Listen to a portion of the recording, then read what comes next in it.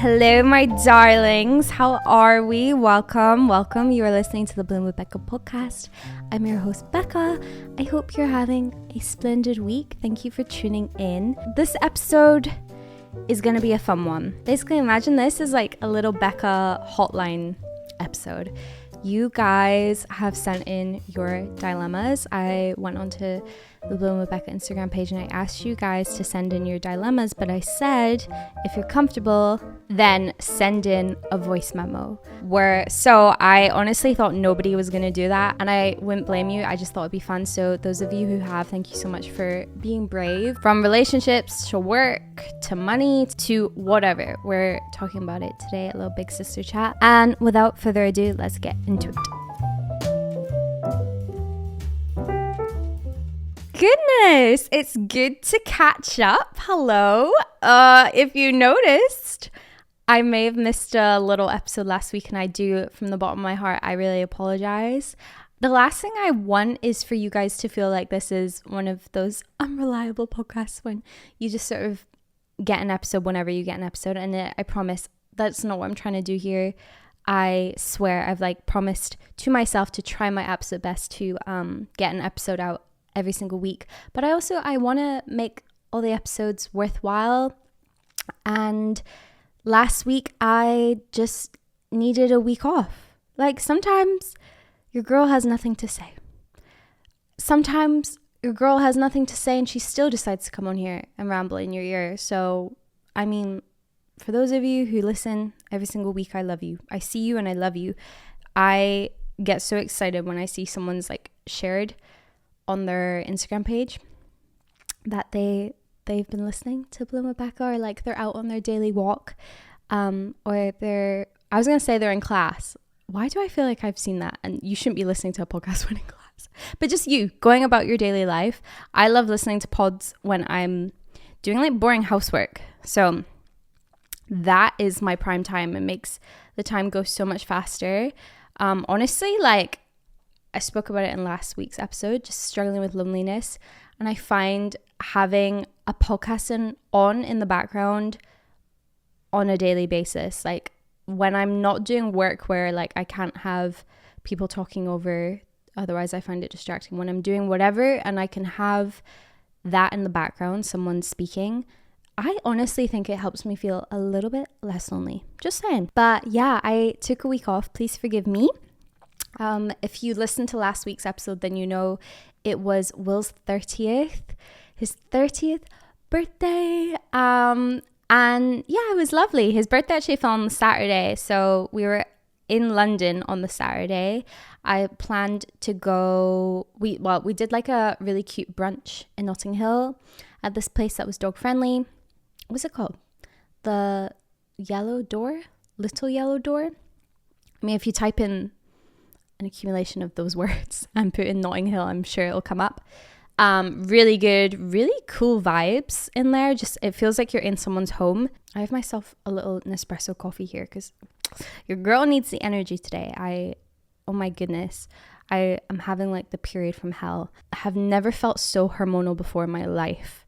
I don't know what is out with me, but anyway, that's besides the subject. We're not talking about that. Watch me detour already. Okay, Will's birthday.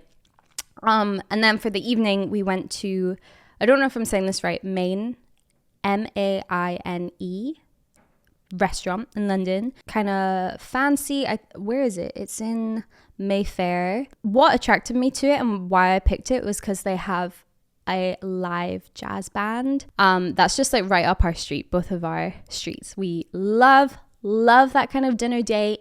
And it was really good. The food was amazing. I found it on TikTok. Shock. I feel that's just the place for finding good restaurants nowadays. And it was so good. But I saw some people saying they didn't like the food there, and I thought the food was amazing. And then we went to Northern Ireland. We went to Derry for a week, which was really lovely, very chillaxed. We were thinking about going to Dublin for a night because I've never done Dublin. Pretty sure I spoke about this in last week's episode, so I won't ramble on, but we just didn't. In the end, we were such lazy bums. I don't know. Will's had a lot going on with work, And January, for some reason, like, I don't know, I've had a good start to the year, but just going through a lot right now mentally and being very overthinky about things. And I think I just needed a complete mental break and not opening my phone for a week, not thinking about YouTube and analytics and what everyone else is posting and what the hell am I doing with my career. That has been such a thing that's been haunting me recently. Like, where do I want things to go? I feel like when you become self-employed, you just expect a lot of yourself year on year. You expect to see huge results year on year, and it's not always going to happen. And I think this year I'm like struggling with what to focus my energy on. I don't know. I'm sure people relate. But yeah, I love Derry. I love the people in Derry. I love the pubs. Like, obviously, Northern Ireland has Ireland and like Scotland and I guess England. Over here, I feel like we're known for having good pubs and like, yeah, drinking culture is quite a popular thing. Yeah, so it was really nice to, I don't know, like allow ourselves to be that lazy for a week. No working out, nothing. Literally got back on Saturday night, went to the gym on Sunday, and I have never done this before. I know people experience this when you work out quite intensely and then you throw up. I've never had it. I thought I was hard as nails. And then Sunday, God, I don't know what was wrong with me. I've just been very out of whack the past couple of days. Did a tiny bit of cardio, and then we were doing this ab exercise. I did one set, and then Will was like, okay, you're go again. I was like, no, I don't feel good. Walked downstairs to like go to the car. I had to go to the toilet. I threw up. I'm that kind of person though. I'm sorry, this is TMI, but I'm just like a sicky girl. It's like such a bad trait about me. You know how there was a TikTok trend, I don't know, a few months ago that was people outlining their partner's beige flags. Will was like, your beige flag is that you throw up like once a week. And I'm not talking from alcohol. I can't remember the last time I threw up from alcohol. My body just throws up so easily. Anyway, let's move on. This isn't nice. Also, we took mochi to Derry, which was really sweet. I feel like if you live in the UK and you're a pet owner, you may know how difficult it is to travel with a pet. Like in terms of if you're gonna leave the UK, like get on a flight with your dog and then trying to get back into the UK, absolute nightmare. I don't know why, like UK is just so not pet friendly with planes and travel. But yeah, we had to get a ferry to Ireland, which was fun because it was like a big road trip. We drove up to the Lake District, which I'm like, we got there and I was like, I'm not sure I've ever been to Lake District before. Very beautiful. Stayed in this stunning little hotel for the night. It was, to be honest, it was kind of like The Shining vibes, if you catch my drift. Like the staff literally left. So you like check in and they're like, just by the way, so you know, like there's no one here overnight. We're not like a normal hotel. We're like a cool hotel and we like lock the doors. Apart from, don't worry, there was like one fire exit that was open for emergencies. Yeah, cute hotel, very weird. Then did the drive up to Scotland. We got the ferry from Scotland. And Mochi was so good on the ferry. He's really good with travel. For lack of a better term, he's a little shit sometimes with like meeting new people. He's very barky. He's a dachshund. But I believe all dogs like have their thing. All dogs are little angels in their own way, and then they all have things they struggle with, right? And Mochi is an angel when it comes to travel. So I think we're really lucky to have that, because it's so nice to like be able to bring him on holiday. He had a little holiday himself and it was so lovely.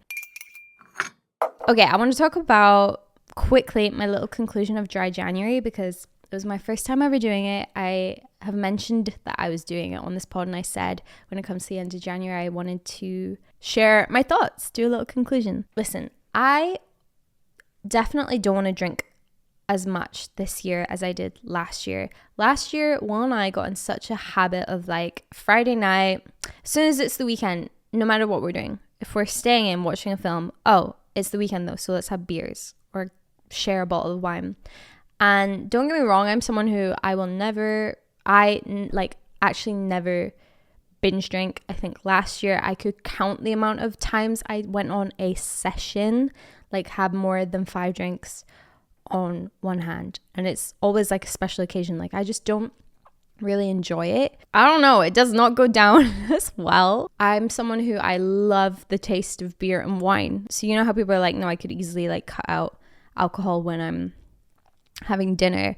I'm the opposite. Like not every day, but I mean, say you're going out for dinner on a nice occasion, like with friends or whoever, or date night, like it's just nice to have a glass of wine. It's nice to have a beer. Last year, I really do just think, and this month has confirmed it for me, even if you're having a couple beers Friday, you know, half a bottle of wine Saturday, it does something to your recovery system. And I swear it's just like a bit more effort to get back into healthy habits come Monday, to wake up early, to go to the gym. Also, this might, like, I feel like it was only me who noticed. I literally asked Will, like, what do you think about this? And he was like, nah, I can't tell. I feel like my face looked less puffy. I'm not like overly fussed about that, but I think it's not about the aesthetics of it. It's just like, oh, so if I drink, you know, every week, at least once a week, it definitely does like make my face a bit puffier. I wouldn't want to cut it out altogether. That's the thing. Like I could never imagine being teetotal, and that's not the reason I was doing it. I just wanted to prove to myself that I really could do it for a month. And I found over the month it got easier. Like it was more that first weekend when I still had the craving that was tough. Like we went to see Hamilton, and yeah, to be fair, special occasions like that, there's nothing wrong with having a drink, and I know I like it, so I'd rather not restrict myself. Yeah, towards the end of the month, I wasn't really missing it, which is surprising. It's like once you kind of forget about it, you don't crave it, which is a good place to be. And I was so excited to have like that first sip of alcohol. I thought it would be so good, and it was fine. I don't know. I was like, yeah, I don't miss this a ton, which is, you know, that's a positive experience, I'm going to say. But I will say the biggest con, which was more apparent at the start of the month, was just switching it for another thing that's unhealthy. So like when we went to see Hamilton, we just got tons of sweets and fizzy drinks, which is not good for you. And I would honestly rather have a glass of wine as opposed to 2 bags of chocolate and sweets and a fizzy drink. I don't know. I felt like we were overcompensating a little bit, but felt good to prove to myself that I'm not an alcoholic, and I got through January without it. Genuinely, like I've had the worst mood swings over the past couple days. Literally earlier today and a bit of yesterday, I felt like I was on the brink of crying, like at any point. I hate that. And you're not even sure what is up. And it's like your inner monologue is just being horrible, like putting you down so much. I'm just saying it because I want to relate it to the alcohol point. Like whilst in Derry, we pretty much were drinking every day. And I don't know if that's maybe made me feel a little bit worse. I think it is also, for whatever reason, my body's being extremely hormonal this cycle. I don't appreciate it because it's actually been really annoying. Book review. I read, not to brag, but I am so proud of myself. I've probably read, like last year, I probably read 5 books or something in total. 2024, baby. January, I read 2 books. Go girl. I'm really, really proud. That is nothing to a lot of people. For me, that's a lot. I feel like I'm a slower reader.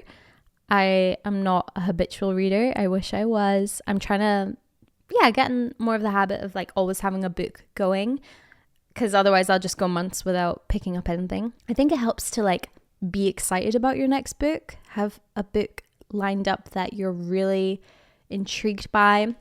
So I read Too Late by Colleen Hoover at the start of Jan. It was fine. Honestly, you know what kept me reading was that I was really excited for my next book, and I told myself, I'm not someone who can read 2 books at the same time. No, sorry. So I was like, you need to finish this before you're allowed to start the next one. B, there was like there's a love triangle, some like forbidden love themes in that book, which I love reading about. So that kept me intrigued. I didn't love the ending. I'm not going to give it away, obviously. Wait, how do I describe why I didn't love it without giving it away? I don't think this is a spoiler, but it has themes around like domestic abuse. And whilst, of course, it's super important that we hear stories like that, domestic abuse in relationships, but I just felt disappointed in the end with how the female character was written. It kind of felt like she just needed to be saved by another man.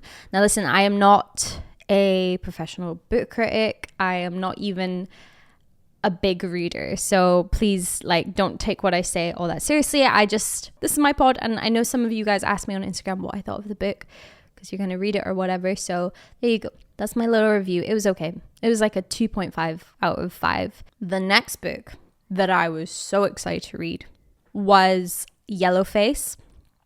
The author's names completely escaped my mind. Hang on. R.F. Kuang? Yeah, I'm sorry if I'm mispronouncing that. Okay, I had high expectations for this book. I had just seen a lot of reviews. I'd had a couple of reviews from friends and like people that I just trust their opinion. I think they have good taste. So yeah, and the plot instantly intrigued me. This book was amazing. I'm going to give it a 4 out of 5. A great insight into the world of publishing. As someone who is not an author, I've never wanted to be an author. I've never thought about it really. It just really highlighted how ruthless it all is. It made me really think about how much I would not want to be a writer. I'm not saying like that's going to be everyone's takeaway. That's just my personal takeaway from that book. Oh, it stressed me out. It was so stressful to read. Long story short, I'm really bad at summarizing things, but we have 2 authors. One is a very well-established, successful author, and her friend, who's the protagonist of this book, is not as successful. I'm saying author, writer. She's a struggling writer, and then this isn't a spoiler. This literally happens straight away, and it's in the blurb. Athena, the successful writer, dies, has a freak accident, and the other writer steals her unpublished, just finished manuscript and she edits it and releases it as her own. Oh my word, this was such a page turner book. You're obviously filled with paranoia for this author. You want to see if she gets away with it, if she doesn't. What really intrigued me about this book and what I really enjoyed about it was, like, on the face of it, of course, just hearing that, you're going to think, wow, what a horrible person she is for doing that. And yes, like, whilst you're reading it and you're not necessarily a fan of this person, what I found interesting was just the way she was written and her inner monologue. Like, there's aspects that you relate to. You relate to her.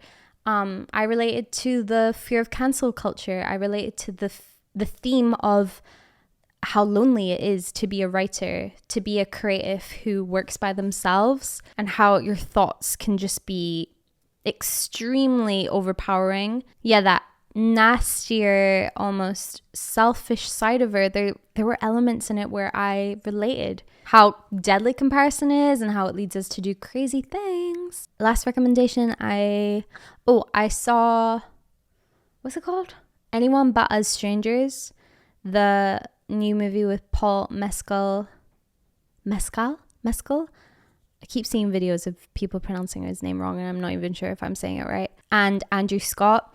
Incredible film. I gave it 4.5 on Letterboxd. We'll give it a 5 out of 5 on Letterboxd. Just so beautifully shot, beautifully written. I mean, like, world-class acting, obviously. Oh, and Claire Foy's in it. Love Claire Foy.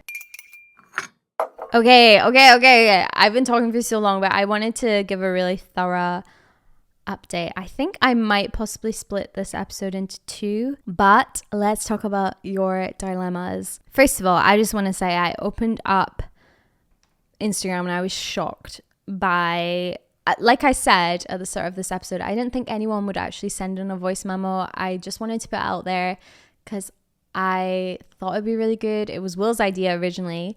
I thought it would be a really fun way to just make this more, I don't know, feel more personal. And for those of you who obviously didn't mind, I was also shocked by how open you guys were, how vulnerable. So thank you, because it takes a certain amount of bravery to put something out there, to put yourself out there like that, even though I'm not going to say anyone's names unless they've said it in the voice memo themselves. So keeping it as anonymous as I can, but like, you know, you're not going to be the only one struggling with this. There's always going to be someone else who relates. And also on that note, I want to be very clear that I'm calling this like answering your dilemmas, Becca's little hotline, but I am in no way putting myself on some sort of pedestal or claiming to be able to give like professional advice. Not at all. I am not serving you with answers. I just wanted to discuss the things that you've sent in again, because I think a lot of people relate to it. Some of these things I know I relate to, and I just want to talk about that and just open the conversation. So my dilemma is I've been with my boyfriend for like going on 5 years, and we're in the healthiest relationship. Like, we've never had anything toxic between us or arguing that much. Has always been perfect. But I've got anxious attachment to him, and like, I always think he's going to leave me, and I think it comes from the insecurity in myself. I always think that he's going to leave me for someone better, or like he's not going to be happy with me, so he'll find someone that's better than me, when he gives me no reason to think that, because he tells me how beautiful I am every day. But for some reason I choose not to listen to that, and I choose to like have a go at him and say, you're going to leave me, even though I know he's not going to, and he knows he's not going to, and I just don't know how to be secure in myself to know that he loves me for me. I relate to this so hard that it kind of hurts, but then it's also this feeling of selfishly, am I going to call it relief to hear I'm not the only one who does this? I'm not the only one who goes through this. Very similar to you, like Will and I, we're coming on to 6 years, and on paper we have this close to perfect relationship. Like, everyone bickers and argues in a relationship. That's, I think, healthy, but we, you know, thankfully it's never something super serious that we can't fix, we can't work through, or something like fundamentally wrong with our relationship. But I have this right now where, like, I don't know what has changed in the 5 years, but recently it's kind of like I don't feel like I'm good enough for him. Sometimes I get that in my head, even though like I'm like, no, I know we are right for each other, and there's a reason why we have worked so well for the past 5 years. And why am I making this a problem in my head? Sometimes I almost take it out on him, and I feel like sometimes I'm almost creating drama to create drama, and it comes from a place of like such self-sabotage. It's really frustrating. I'm not saying that's necessarily what you're going through. I'm just opening up with like, that's how I've been feeling recently, and I genuinely, I haven't spoken to anyone about this before really, so feel it's important to be honest about it, because maybe it'll help someone else. And I know I'm not hurting me. I know I'm not hurting myself in being honest about this, but I know truly the root of this problem for me is just not being confident in myself, being so insecure in myself, not in our relationship, but I bring that insecurity to our relationship, and it has gotten worse. And you know, part of that it really is for me to work on.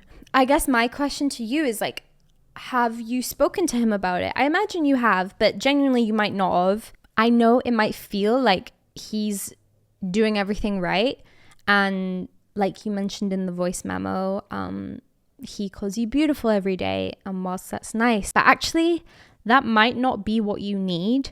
Those kind of just like words of affirmation might not be your love language. It might not be how you actually feel confident and secure in a relationship and loved in a relationship. And I don't know if that's a thing for you to work out as a couple, for you to work out in yourself. It's not easy. Relationships are not meant to be easy. And actually, especially if you are heading more into that like midterm, longer term relationship, like 5 years, we change in 5 years. Relationships change over the span of years. Now, that isn't me saying like, oh, you're no longer right for each other. I'm not saying that at all. But it's so true when people say like relationships are work and you have to maintain them, similar to like how you have to maintain your home to keep it good and fresh. Still requires effort and work. I think a lot of people jump at going, this isn't working anymore, like maybe I need out of this. I think as well, another question for you to think about is, how dependent are you on him? Do you feel like you're super dependent on him? I am so dependent on Will. Some would say to the point where it's unhealthy. Some would say, no, it's just how our relationship is. And I think like, because we went through lockdown together and we both moved to a new city together. I don't know your situation if you live together, but I get it. Like the more dependent you are on that person, sometimes like the less secure you feel in yourself, if that makes sense. I catch myself being that annoying girlfriend who's like, do you love me? Why don't you love me? Oh, you don't love me? This is really cringy to admit, but honestly, that's me. Or I'll be like, do you think I'm pretty? Like, why am I asking that after we've been together for years? I know he fucking thinks I'm pretty. But you have to ask yourself, like, why are you having those doubts? Is it all you? Is it something he can work on? But I also completely understand it when maybe you do open up that conversation between you. And say, for example, you ask your partner just to like recognize your looks a bit more or compliment you more. Sorry if this is TMI, but like I've done this to Will where I've had that serious conversation of like, I want you to make me feel more attractive.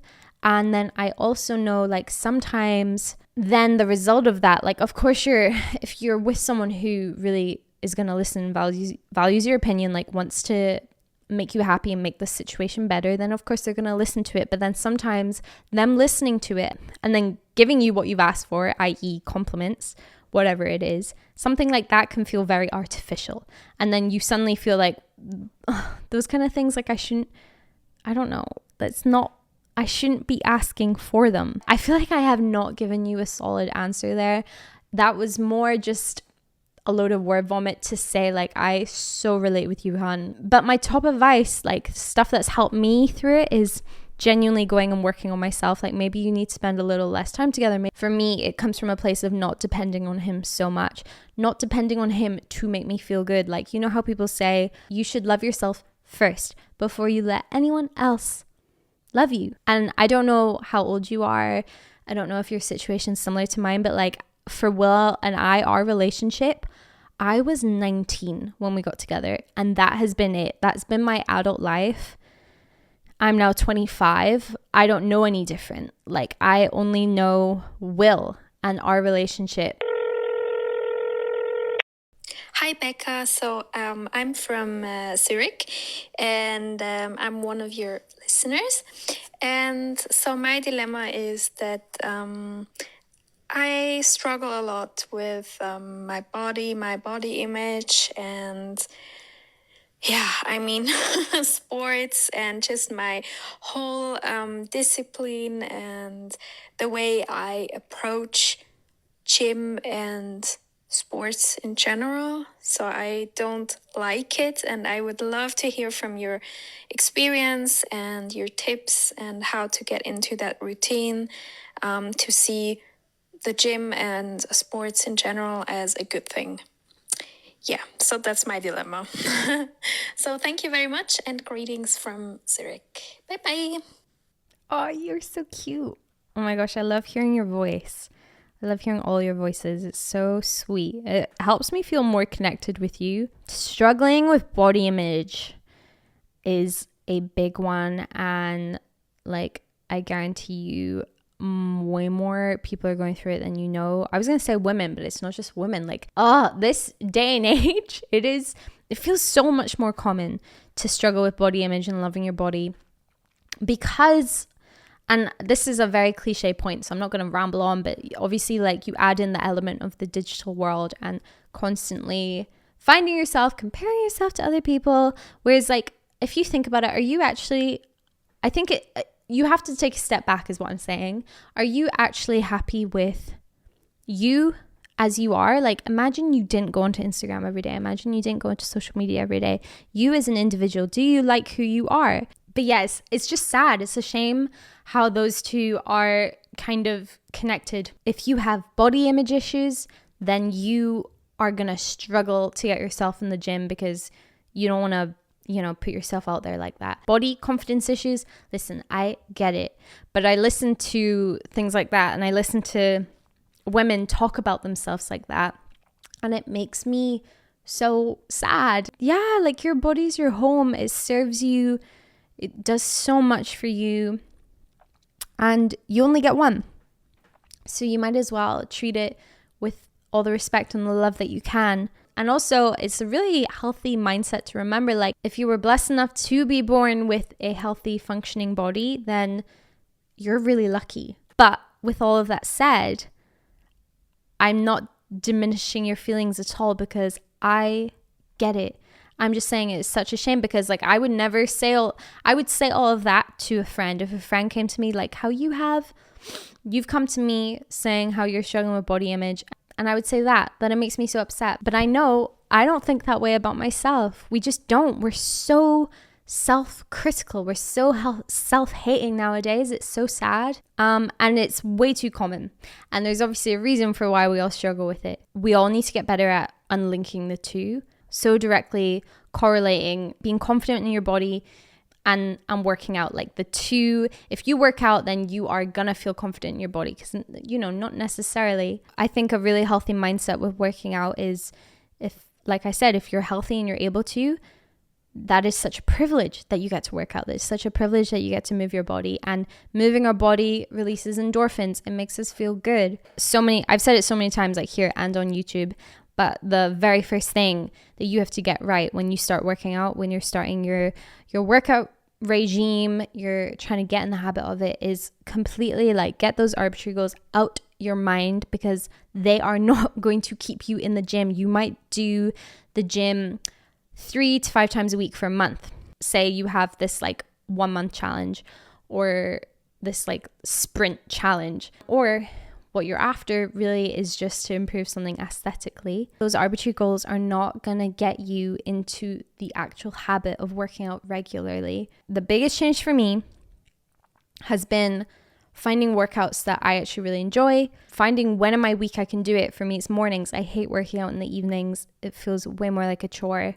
Once you start, you're gonna notice how amazing it makes you feel, not look, because it's not gonna change how you look for ages. I've been working out on and off for years, and it's only like last year that I started working out regularly. Not like a crazy amount. I've never been someone who's in the gym 5 times a week, but instead of it being like once a week, I finally got it to a place where I was moving my body like 3 times a week. And that difference, it's now been like over a year, and I only now can see like slight changes in how I look, which is nice. It's a gratifying feeling. It's rewarding, but man, it has not been about that. When I originally started, it was to look cool. It was to be in the gym because it's cool. It was to be in the gym because I wanted a butt. I feel like a lot of us probably relate to that.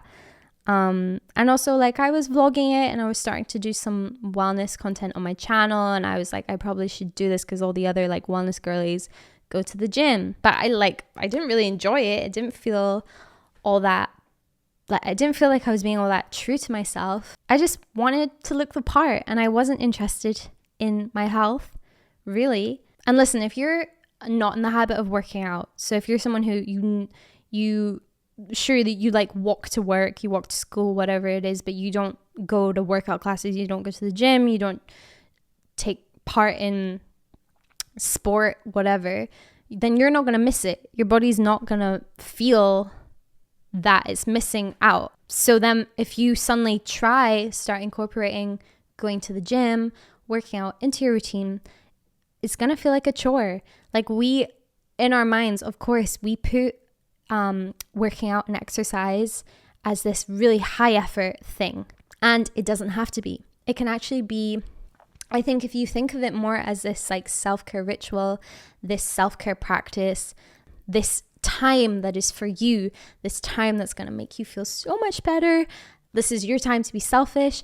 Like that's what I tell myself when I go work out. Then honestly, it makes such a difference. Once you do get into the rhythm and you've been working out consistently for a month, a few months, believe me, you'll start to miss it if you then go off course. And that's what makes it easier to be consistent with working out. If I, for example, like last week, I did not work out all week, and like it was nice to be lazy, but I was getting to the end of the week and I was like, oh my God, I need to move my body so badly. Like I do not feel good within myself, and not in terms of aesthetics. It's not about that. It's about mentally. That was such a rambly answer. I don't have an answer. I guess that's it. I don't have an answer for you, but that is where I stand with it. Like I so get it, and I feel for you, because if you're not used to working out, then it's really hard to get in the habit of it. I think try different workouts. It might be a workout class. It might be the gym. It might be jogging. It might even be walking, like going on hikes, or a group sport. I don't know if you have like football team near you, basketball, netball, tennis, whatever. The thing I like about workout classes is that like you book them in advance, and then if you don't go, you lose out on your money. So I found in the early days of me trying to be consistent is I would go in and I'd book a bunch of classes in advance so that I had to do them. I had to show up. And that really helped. Okay, I had to put some lights on because it is so gloomy today. I've decided we're doing the 2-part episodes, but I'm going to save the rest of the voice memos for next week's episode. I'm going to go on to the question box. Someone said most of my friends have 9-5, so our schedules don't line up. Great, and I'm feeling lonely. Girl, I feel you. Like, I feel you so hard. I don't really have advice for this. I think if you're self-employed, even if, I don't know, you work from home or something like that, or you do shift work, or like you work at weekends, it's just, it's hard when most of your people are on a certain schedule, and then trying to find time for y'all to meet up. I feel like I've had this my whole life. I swear I've never just done your like standard 9-5 schedule. And honestly, I haven't found the answer. Yes, something that's helped me is like on those days where you're free, you want to have a day off, but there's no one to hang out with. Really like, don't just succumb to being alone. Genuinely, sometimes it's not the answer. Sometimes it's not what I want. Sometimes it makes me feel lonelier. But sometimes it is really nice, and that is still take yourself out, still go do that thing that you want. Go treat yourself to a nice coffee or whatever it is you want to do. Like you can still, there's so much power in enjoying your alone time. It's something I'm working on. It's something I want to get better at because I live in London and I know you do too. Yeah, like London's a really big place, but it's very lonely. But there's so much to do, and don't let that hinder your experience of like going and exploring, just because a lot of the time I get you, like there isn't someone to go do it with. But sorry, that's like, I don't have much advice because I'm struggling with it too. Okay, someone said, don't know if this falls under dilemma. It's that my to-do list is never going to end ever. Learning to accept that I don't have to have everything completed to treat myself to an activity/treat, because I'll never complete it all. Yes. Especially is relevant depending on the nature of your job. If you have a sort of setup where, like, sure, you're doing your job, you're doing the best you can, but like, say you're working on a big project and there's always more you can be doing. I so get it. And it can be very demotivating. It can be really demoralizing. I personally don't relate to the, like, I can't treat myself. I feel like I'm too far the other way, where I'll like do a tiny chunk of this milestone and be like, right, I did it. Time to give myself a break. It's so hard to find balance with that. I so relate. I think though, when you get to the end of your day and you haven't ticked off your to-do list for that day, if that's like a repeat thing, it does not feel good, and you have to restructure how you're doing your days. You have to set way more realistic to-do lists. If you don't time block, obviously recommend time blocking, be really realistic with it. And you know what's great about time blocking is like the more you do it, the more you get to know yourself, how you work, how long things actually take you, and you'll just find that your to-do lists look a lot more realistic. But I completely get you. When you're juggling a lot, you are going to feel constantly behind. I don't know, hun. Allow yourself grace. Allow yourself mercy. We're not machines. We are really not designed to be machines. Like, you have to prioritize and make time to relax and enjoy living, not working. I have a crush on a coworker. Everyone says that they can tell he's interested, but I'm afraid to ask. Oh, shit. Okay, first of all, the first thing that comes to mind is like, is it appropriate for you two to act on it? That's obviously the first question. Like, okay, I'm going to tell you something. And if you've listened to our podcast together, then you already know, but Will and I used to work together. And yeah, he was my manager and we worked in a clothing store. I was an associate. It would not have been appropriate for us to act on it, to get together at all. And so we didn't until Will left. He left the job and then we could act on it. But I'm assuming like for you, it's fine. Oh, so you think everyone can tell that he's interested, but he's not actually, nothing's been said yet? Oh my gosh, I love this. This is juicy. I also really want to know how this plays out. You got to assess like the pros and cons if you go for it, right? And he, for whatever reason, he'd be crazy too, I'm sure, but rejects you, doesn't feel the same. Do you guys like see each other every day? Because would that be really awkward? I think about whether or not that's a risk. I mean, you don't have to go in hardcore and be like, what's happening between us? Like, I like you. I feel like I've always been this way with past things.